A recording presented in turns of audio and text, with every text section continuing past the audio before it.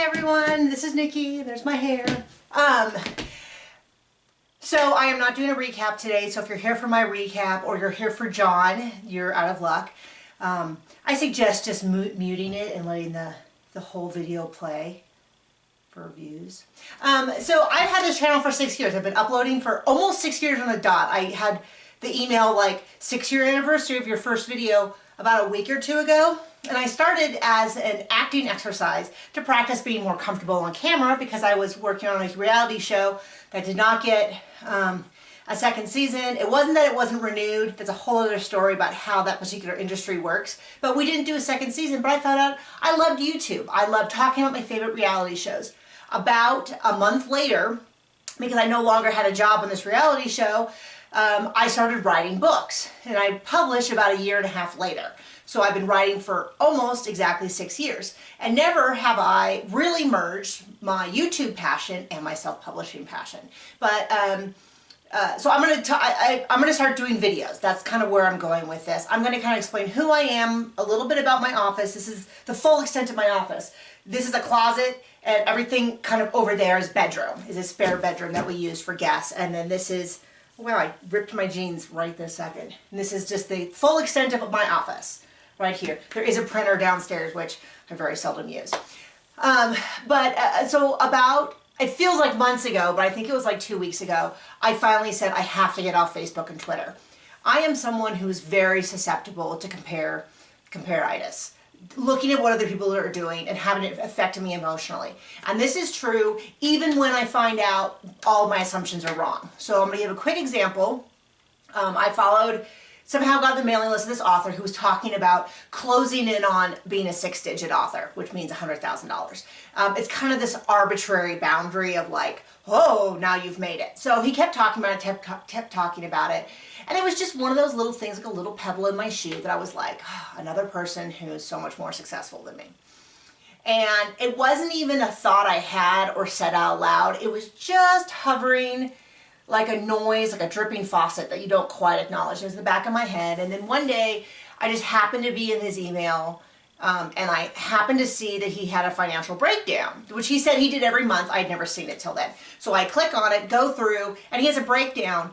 Yes, his income coming in was at that point closing in on 100,000, but his expenses were very close behind. And it turned out that when I did the math, he was making the exact same profit that I was with significant, I don't spend anywhere near that much. Just to, my costs, I keep them very low because that's just my choice. That's how I do things. And there's no judgment on him. I'm not saying that he's a bad person.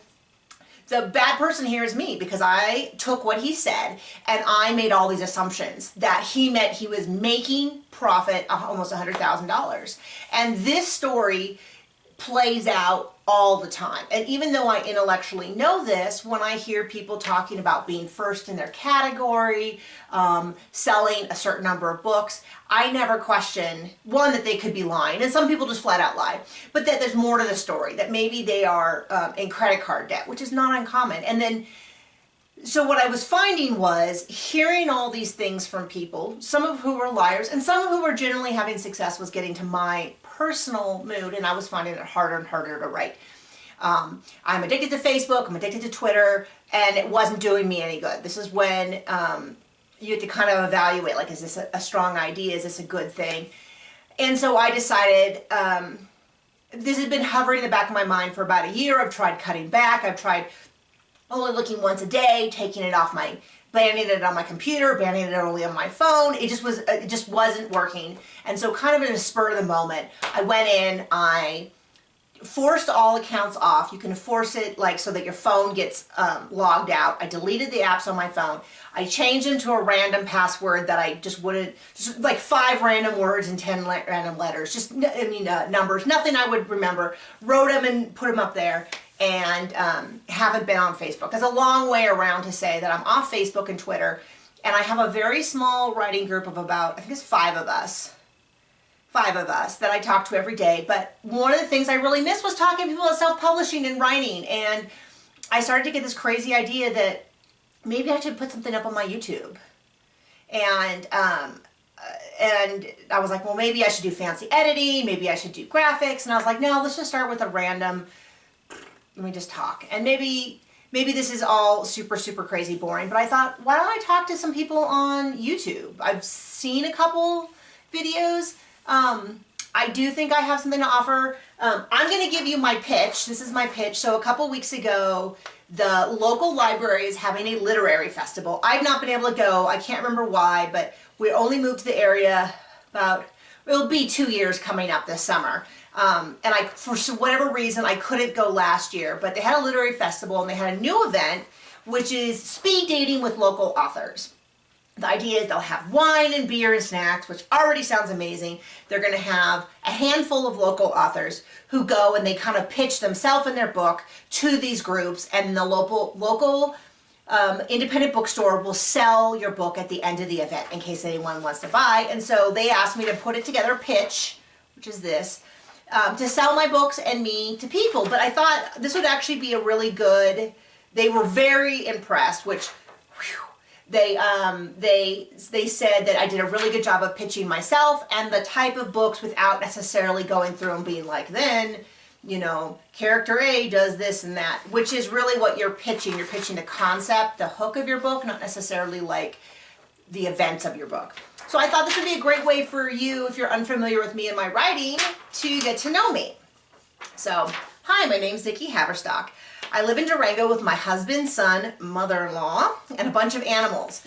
I've studied comedy writing at Second City, and I have published 14 contemporary, paranormal, and space opera cozy mysteries that are heavy on the humor. I've hosted a competitive archery reality show. I traveled the world studying volcanoes. I taught archery and computer science at a university, and I worked on a ranch herding cattle. I passed out these little cards that have my covers on them and sort of like my information. And I had given them out to people. So I said, you can see in the little cards that I passed out some of my covers. These are all cozy mysteries, which are fun, funny little mysteries that have no cursing, excessive gore, or on-page sex. You might be familiar with shows like Murder, She Wrote or the movie Clue, and where the average person uses logic and the clues provided to find out who the killer is. These books could be called beach reads, but since we lack a beach, I call them river reads instead. The world is dark and scary, and there are many important issues that we need to devote our attention to. But it's important from time to time to take a break and recharge, and these are the perfect antidote to lighten your spirits. Justice is served in a timely manner in these books. The innocent is set free, the guilty is held accountable, and along the way you have a fun, funny mystery. The books are written for an adult audience, but would be appropriate to share with any member of the family, teenage up. So I brought 4 of my series. They'll sell at the event. So the first is my Target Practice series, which follows Di, who has recently moved to an archery training center where she solves murders there and at tournaments. This is inspired by my 20 years of competing and coaching archery at the highest national level. Then there's the reality TV cozy series where Melissa is cast on a Housewives-style reality show and must clear her name when castmates are found dead. My most popular series is the Casino Witch series. This is a popular subgenre of cozy mysteries where we add in a dose of magic.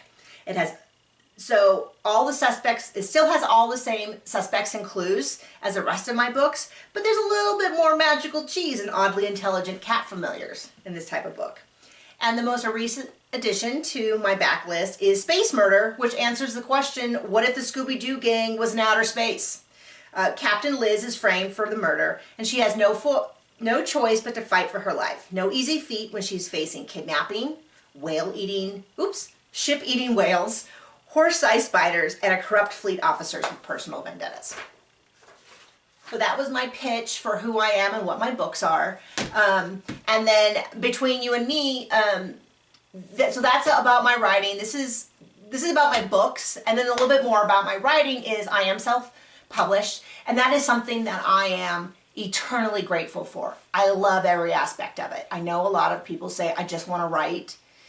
But I like and enjoy having control over every aspect of my career. My dad always said, you hire the best and then you let them do their job. And being self-published allows me to do that. I can seek out cover artists, professionals, marketers, advertising services that I value and I think they're doing a good job. And then I get to be the final say. I have very strong feelings about people who try to cut the system or take advantage of others for money.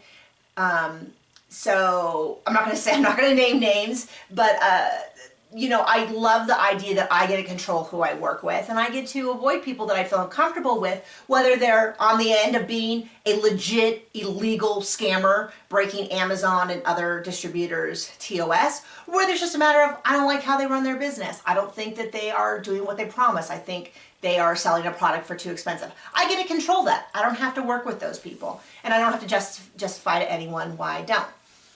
Like I mentioned, I have 14 books across technically 5 series. I also have a series called Casino Witch Mini Mysteries, and these are short stories, 10,000 words, that I have written for anthologies. And when the anthology is done, usually we do 3 months, 90 days, so we can do 1 KU cycle. I decided to put those books in their own standalone sort of mini mystery series. I will, God willing, below in my description have links. They are affiliate links, so if you click and buy something, I'll get a tiny bit of money, or if you buy my book. So I will list the first in series for each of those books. I have always been someone who enjoys passing on what I know.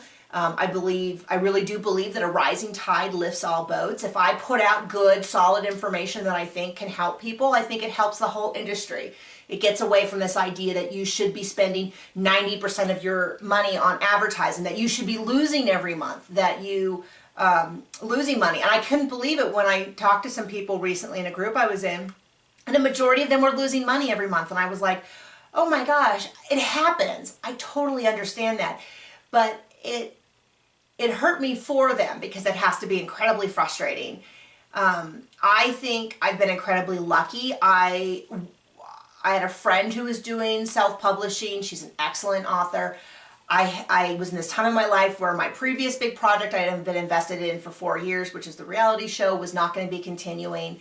I actually had a miscarriage at the exact same time. My father-in-law was diagnosed with cancer and he passed on. It was a very difficult time, and I had to find a purpose in life, and this friend introduced me to self-publishing.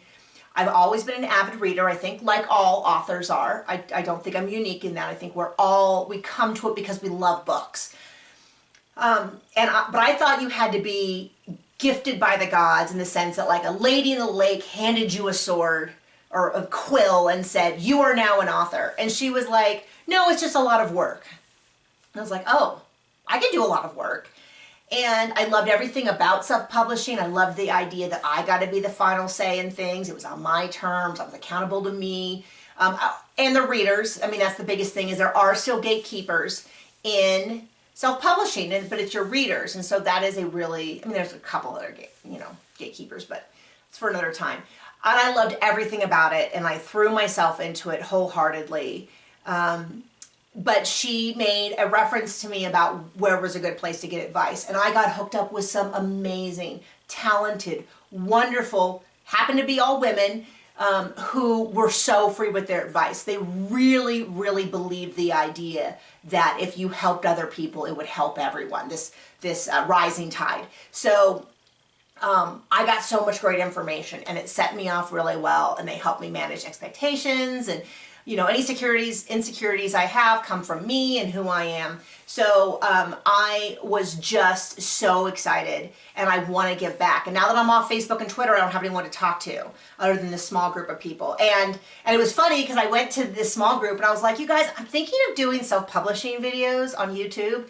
And my friend Zoe York was like, oh my gosh, me too.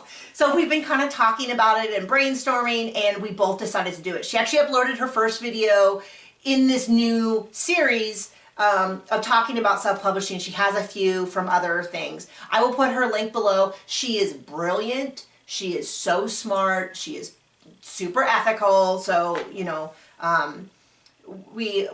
not to say that other people on YouTube aren't. I don't know everyone on YouTube. I don't even know that I've come across anyone unethical on YouTube in this particular community, but we all know of them out there somewhere who are pushing things that involve, classes where people aren't making their money back, whatever. But Zoe is awesome, and she is someone that I tend to throw all of my decisions past, like, what do you think about this? And I really value her opinion. Do I always follow her advice? No, that's probably not a good idea, but she is so smart, so it's worth you going and checking her out.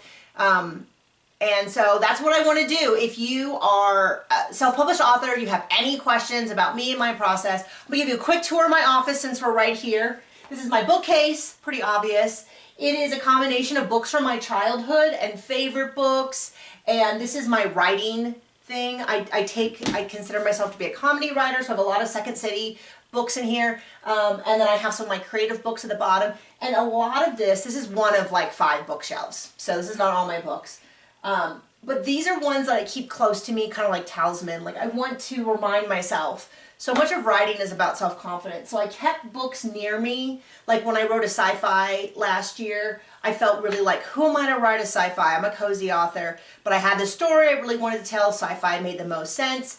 I grabbed a lot of my favorite sci-fi books. Dune, Ender's Game. I have some A. Lee Martinez, who I think is brilliant. And I'm so surprised he's not like this huge star. Douglas Adams. Specifically Long Dark Tea Time of the Soul, which might be one of my top 10 books. So I reminded myself, I read a lot of sci-fi, and I wanted to keep those close. I kept a lot of the, my Second City classes. I've taken a lot of those classes. So I specifically picked out books that would encourage me, that when I looked over, I went, yeah, you have even if you started later in life, you have every right to write, because you have always loved books. I have books over here, the original Wizard of Oz and the Land of Oz, which were my grandmother's books. So like that idea that maybe some of it's passed on, my son, my husband, stuff like that. So this section over here is a lot of this. I do pull them out sometimes and lay in the bed that's right here and read them. My computer, I have a small desk because I find that it gets lots of cluttered and distracting. My water, which probably should not be there in case I spill. You can kind of see them, all these things. This is a list of things once I should be writing today, but I am having one of those books that you pull out of you sentence by sentence, word by word. It's just really hard. And I've written, like I said, 14 books. They're shorter books. I tend to write shorter, fast, to the point, fast paced. This happens in every book. Usually it gets easier to the end. It is not getting easier to the end. So I have a list of stuff like when this book is done, and I have another list over here, and I have another list over here. Like when this book is done and you're not going to write fresh words for a few weeks. These are projects to work on.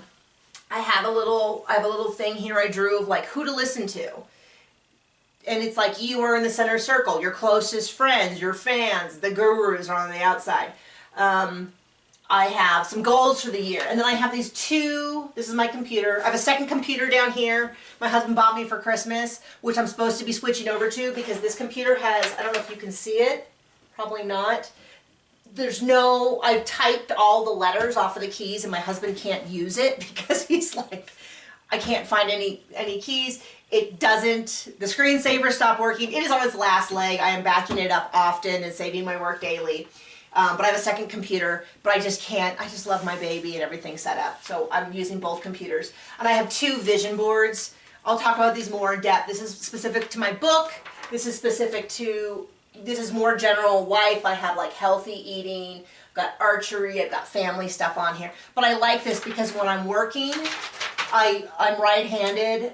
I don't know if that's why, but I'm right-handed and right-eye dominant. And then my mouse is over here, so when I am working and I get distracted, I stare at this. And this is covered in, I'm religious, so I have Bible verses in there about, but then I'm also a geek, so I have like Yoda, I have Stephen King, I love comedy, I have Tina Fey, Mindy Kaling, Amy Poehler, I have a couple of Jerry Seinfeld, Mel Brooks, I have some images from series I'm working on, Steve Martin, dragons, archery, because I'm an archer. I have some stuff about audiobooks because I started doing my own audiobooks. So all of this stuff, and so this is with me every day. This is my corner, and I love it. So that is me.